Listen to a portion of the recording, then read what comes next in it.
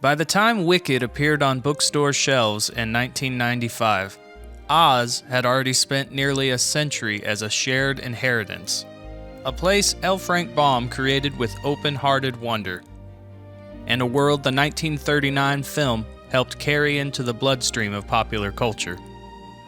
Gregory Maguire was one of the children who grew up inside that miracle.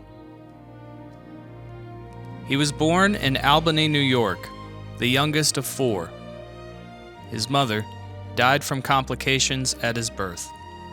A loss so early he couldn't remember it, but one that shaped the emotional weather of his life. For a time, he lived with relatives and in an orphanage, and later returned to a family remade through his father's second marriage. Even in childhood, Maguire learned something that would echo through his fiction: that identity is complicated, and belonging is precious. Maguire was educated in Catholic schools from grade school through high school. He has spoken often about the upbringing, the solemn beauty of ritual, the moral seriousness, and the deep fascination with questions of sin, grace, and mercy. He grew into a scholar of children's literature, earning advanced degrees and a doctorate, and spent years writing books for young readers. Oz was never behind him. It was part of his inner landscape, like a story you don't stop loving just because you're old enough to see through the shadows. In the early 1990s, Maguire moved to London. He was older now, a gay man with a Catholic background and a wild imagination, a writer hungry to ask bigger questions than his career had yet allowed. And somewhere in that city, on a walk across Hampstead Heath, he felt an unexpected tug back toward Oz. Not necessarily away from Baum's world, but deeper into it, toward one figure in particular, the green woman on the broomstick. A character so famous that almost everyone knew her, but so mysterious that nobody knew anything about how she became wicked. He didn't yet know what the book would be, only that Oz still had rooms he hadn't walked through, and that the Wicked Witch's room, if someone entered it gently and with care, might tell a story worth hearing. While Maguire was living in London, a real-world tragedy shook Britain to its core: the 1993 murder of 2-year-old James Bulger by two 10-year-old boys. The country mourned and wrestled with a question that felt unbearable to ask out loud. How could children do something so terrible? Were they born monstrous? Or were there forces, social, emotional, and spiritual, that could shape a person toward cruelty? Maguire has said that case became a catalyst for him, pulling together years of private thinking about the roots of evil. He was haunted not by morbid curiosity, but by moral confusion, the same kind of confusion that lives at the center of so many enduring myths. Oz offered him a way to ask that question, without exploiting real lives. Because in Oz, the Wicked Witch had always been vivid and unforgettable, yet purposely unexplained. L. Frank Baum didn't need to tell the witch's story for Dorothy's journey to matter, but that very absence left space for a new story to grow. Maguire even named his witch with a quiet bow to Baum, Elphaba, shaped from the sound of Baum's initials, LFB. And once he started, the novel widened into something bigger than a single biography. He imagined Oz as a full society, with politics, newspapers, universities, religions, rich communities and poor ones, talking animals whose place in that society could change over time. It was still Oz, still fantastical, but alive in a new way. When Wicked was published in 1995, it arrived as both a homecoming and a fresh trail, a story that loved Oz enough to return to it, and trusted it enough to explore its unseen corners. It didn't ask readers to let go of the Oz they cherished. It simply invited them to stay a little longer and listen to a voice they hadn't heard speak before. By the late 1990s, Wicked was already a quietly influential novel, a return to Oz that felt both familiar and newly alive, and among the readers seized by it was composer Stephen Schwartz. Schwartz had built his name writing musicals that blended spectacle with heart. Godspell, Pippin, Children of Eden. He knew how to take a myth seriously without draining it of wonder. Friends had urged him to read Maguire's book, and when he did, he felt something click. Schwartz reached out to Maguire directly. There was no guarantee that a musical could work. The novel roamed across years, politics, and large ideas. But Schwartz believed that at the center of it was a story musical theater could hold immaculately. Two young women, one adored and one misunderstood, changing each other's lives inside a world that people already cherished. In 1998, Schwartz successfully persuaded Maguire to grant him the stage rights. That same year, he brought in producer Mark Platt, a man who understood that Oz was not just a setting, but a legacy. Platt optioned the novel for Universal Stage Productions. What started as a daring idea was becoming quite a project.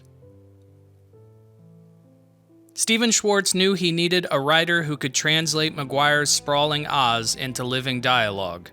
He found that partner in Winnie Holzman, a playwright and screenwriter celebrated for sharp character work and emotional honesty. Holzman didn't approach Oz clinically. She approached it very personally. Her drafts leaned toward the beating heart of the story: friendship, loyalty, misunderstanding, love, and the ache of growing up. For years, Wicked lived in workshops and private readings. Scenes were written, cut, and rewritten. Songs came in like visitors, sometimes staying and sometimes leaving again. The team was chasing balance. They wanted to honor Maguire's depth while keeping the musical bright with the spirit of L. Frank Baum's Oz. Casting was part of that search. Early on, Broadway veteran Stephanie Block helped shape Elphaba through readings and workshops. But as opening drew nearer, the role shifted to Idina Menzel, whose fierce voice and vulnerable edge would define Elphaba for a generation. Across from her, Kristen Chenoweth found Glinda's sparkle and sincerity, making her more than a good witch, but a full, flawed, lovable human being. By May 2003, the musical stepped in front of a real audience for the first time in a pre-Broadway tryout in San Francisco. The show was not finished. Some moments landed like thunder and others needed rebuilding. So the team listened. They reshaped Act 1, expanded Elphaba's arc, and added major numbers, including Dancing Through Life for Fiyero, to clarify character and momentum. When Wicked left San Francisco, it carried something precious with it. Proof that Oz could welcome a new story without losing its soul. The pages had found their music, the music had found its stage, and Broadway was next.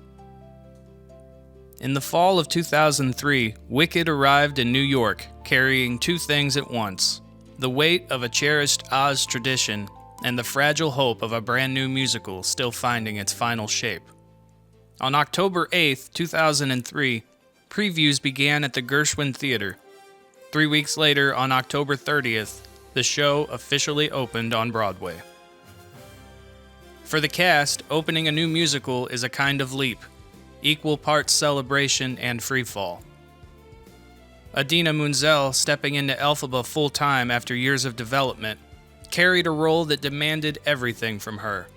A voice like a storm, and a soul fragile enough for the audience to recognize themselves inside her character. Director Joe Mantello and choreographer Wayne Salento kept honing the storytelling, tightening scenes, clarifying motives, pacing the long arc of friendship and fate. On opening night, critics came in curious, and not all agreed on what they saw.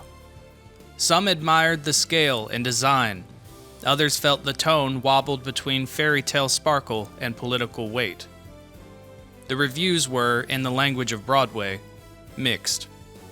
But something else was happening in the house. Audiences were finding the show in their bones.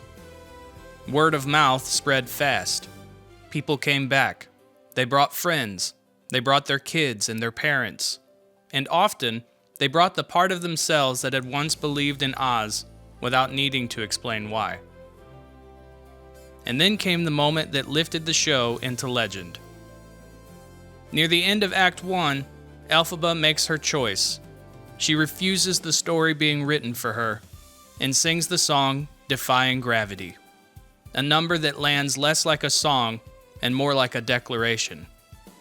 For audiences in 2003, that final sustained note felt like a door opening. And at the 2004 Tony Awards, Wicked earned 10 nominations, the most of the night, and won 3, including Best Actress for Menzel. Their Tony performance of Defying Gravity became a kind of national introduction, a signal that this wasn't just another Oz story, it was now part of the Oz lineage itself. In barely a year, Wicked had moved from risky adaptation to Broadway cornerstone, a show that honored the world we loved by reminding us that Oz still had new wonders to reveal, perhaps like the real world itself. After Broadway, Wicked faced the question every breakout show eventually meets. Was this magic meant only for New York? The answer came quickly, and it came from audiences. By 2005, a first North American national tour was already on the road, carrying Elphaba and Glinda into cities where Oz had lived for generations, in books, records, and family memory. For many fans, seeing Wicked wasn't just a night out, it was a pilgrimage. Parents brought kids who soon knew the songs by heart. Friends came in pairs, dressed in pink and green. People who had loved Oz their whole lives often described the same feeling afterward. It was like coming home to a place you didn't realize you missed. In September 2006, Wicked opened in London's West End at the Apollo Victoria Theatre. It didn't arrive as an American export trying to prove itself. It arrived as Oz, already beloved, speaking a new language. Almost immediately, London audiences embraced it too. Within weeks, it was breaking West End box office records, packing the house with locals and travelers alike. Then came the wave. Australia, Germany, Japan, Mexico. New touring companies, new sit-down productions, new languages. And with each new country, the show found something remarkable. The story translated because the feelings involved were already universal.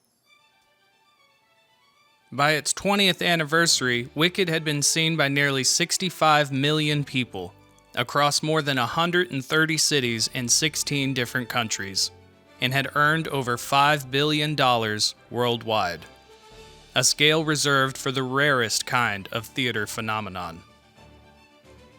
Even now, new places continue to welcome it, including its first Middle East engagement in Riyadh in December of 2025, a sign that this Oz story is still finding fresh roads to travel. At its core, Wicked is a story of friendship, not the simple storybook kind of friendship, but the kind that changes shape as two people grow. Elphaba and Glinda meet as opposites, and slowly discover that the person least like you may be the one who understands you the most. That friendship is where the audience enters, because most of us know what it feels like to be misunderstood, and most of us know the relief of being seen clearly, even just by one person. And then there's the deeper current running underneath, how societies can create outsiders, how fear can become policy, how rumors become history, and how easy it is to call someone wicked when you don't want to hear them say what they have to say. For years after Wicked became a worldwide stage homecoming, a gentle question kept floating up from fans worldwide. Could Wicked work on film? Universal first confirmed a movie adaptation in 2012, and the project began a long, careful walk forward. Like so many productions rooted in something people cherish, it moved slowly. Directors were considered, scripts reshaped, schedules always shifting, because nobody wanted to rush Wicked. The story found its true momentum when John M. Chu came aboard as director. Chu had always spoken about musical theater with reverence, about letting performance feel alive even inside a gigantic cinematic canvas. He didn't want this to be a museum piece. He wanted a living Oz, like one you could walk through. Then came casting, the moment a film reveals what it believes about its own heart. Cynthia Erivo was chosen as Elphaba in 2021, a performer known for raw, aching truth in her voice, and someone who could carry Elphaba's strength and her loneliness, without either canceling the other. Ariana Grande was chosen as Glinda that same year. She was a longtime Wicked devotee, stepping into the role with the kind of childhood to adulthood devotion that Oz inspires. Chu has described her approach as both fearless and deeply studied, not playing Glinda as a cartoon, but as a young woman learning how goodness actually works. As the team began to live inside the story, one truth became unavoidable. Wicked wasn't meant to be squeezed. Steven Schwartz and the film team explained that a single movie would have forced painful cuts, songs, characters, and the breathing room that makes the friendship feel real. And there was another practical reality, that defying gravity is an Act 1 summit. Nothing should have to hurry afterwards. So in 2022, they chose 2 films. Some people called it a marketing trick, but the filmmakers made a promise to let the story unfold at a human speed. That same philosophy shaped how the films were built. Chu believed Oz should feel tangible, so the production leaned hard into practical creation. They planted 9 million real tulips to surround Munchkinland. They paved an actual yellow brick road into the ground.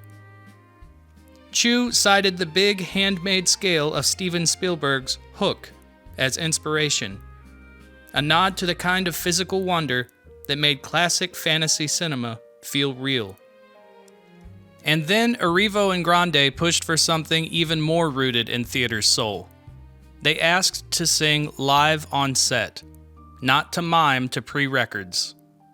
Because the breath, the strain, and the emotion in the moment is what makes musical storytelling human. Chu agreed, and the crew captured vocals in real time, using techniques similar to what Les Miserables pioneered for live performance filming.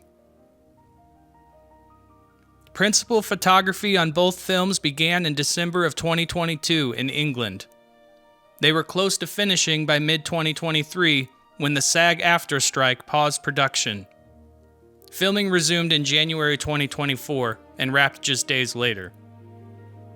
At last, after more than a decade of careful planning, the road met the screen. On November 22, 2024, the first Wicked film finally stepped into the world.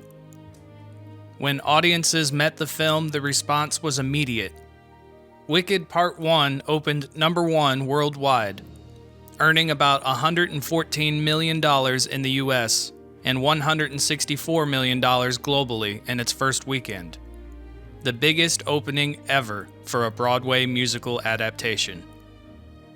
Critics praised the film's scale and emotional sincerity, with aggregate scores landing in the high range for both critics and audiences.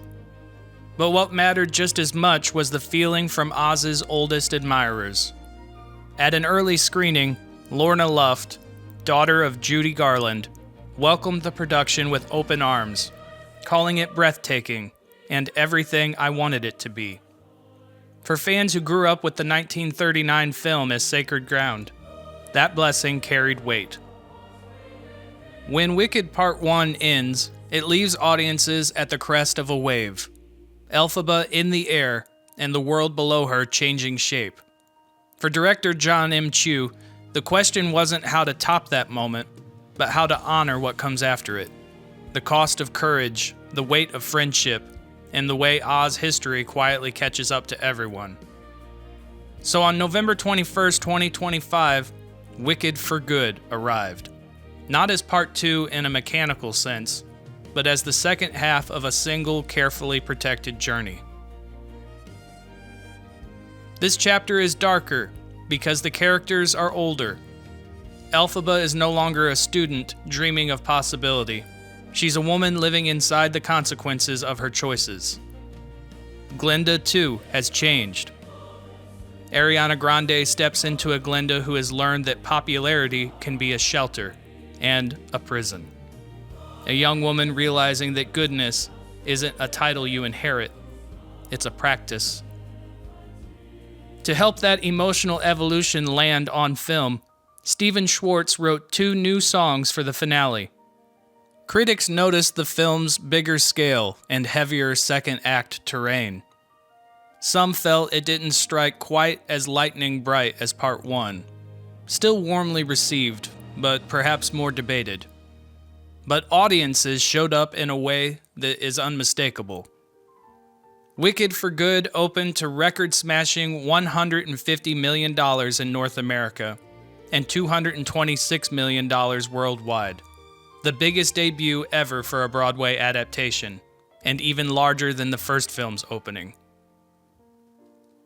And as the film moves toward the song For Good, it does what Wicked has always done best. It lets spectacle step back so feeling can step forward. The story closes not with a punchline, but with gratitude. For friendship, for the cost of truth, and for the great enduring generosity of Oz itself. Because Oz was never a world that could be exhausted by one telling. It was built to hold many. And now, with these 2 films, Wicked takes its place beside the classics, another lamp on the yellow brick road, lit with love for the land that started it all.